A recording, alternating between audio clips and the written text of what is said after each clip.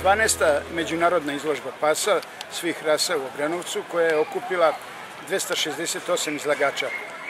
Prisutno je 110 rasa i što je vrlo interesantno, imamo učesnike iz nekih, da kažem, daljih zemalja kao što su Finska, Švajcarska, Rusija, Nemačka, Češka, Italija, Grčka, kao i zemlje iz okruženja, iz bivše ove ex-Jugoslavije, koje, što kažu, nema potrebe da pominjamo, ali uglavnom su svi tu prisutni. Tako da je ovo jedno lepo okupljanje, jedno lepo takmičenje, druženje, rekao bih, i koje ima tradiciju.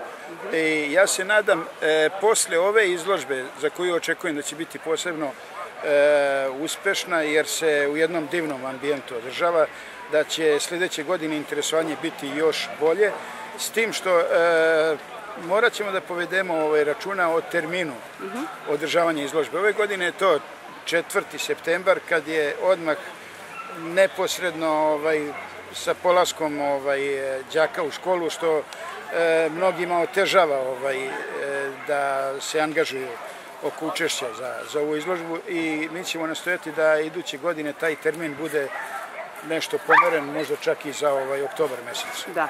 I to je ono što je otprilike bitno za... A recite mi, vi ste u Kinološkom savezu Obrenovca, ali i u Kinološkom savezu Srbije. Da, ja sam član Kinološkog društva Obrenovac, normalno, jer moje bavljenje kinologijom datira od 76. godine.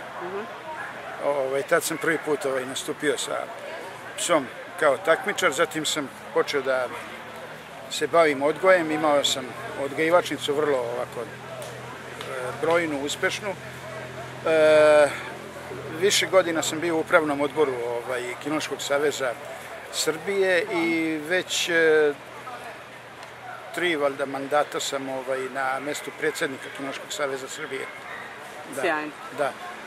Tako da je moje angažovanje u tom smislu vrlo... Mi vam želimo puno sreće danas i da svaka naredna izložba bude bolja od one pre. Pa mi se nadamo i radimo na tome da svaka izložba bude sve bolja. Sad vidjet ćemo, što kažu, vreme. Sigurni smo da ćete istrajati u tome. Hvala vam puno. Hvala i vama.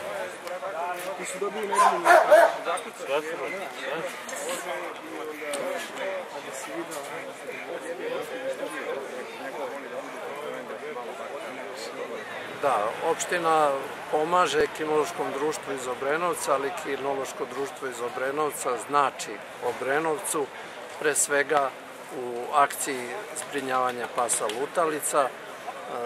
Tu je imala značajnu pomoć Obrenovčani i mogu da kažem i najavim da će se do kraja septembra završiti radovi na azilu u Stublinama, tako da će to mnogo značiti i Obrenovčanima koji su za sada zbog toga imali probleme, a i značit će mnogo u poboljšanju životnih uslova psima lutalicama koji su za sada samo bili problem za Obrenovac.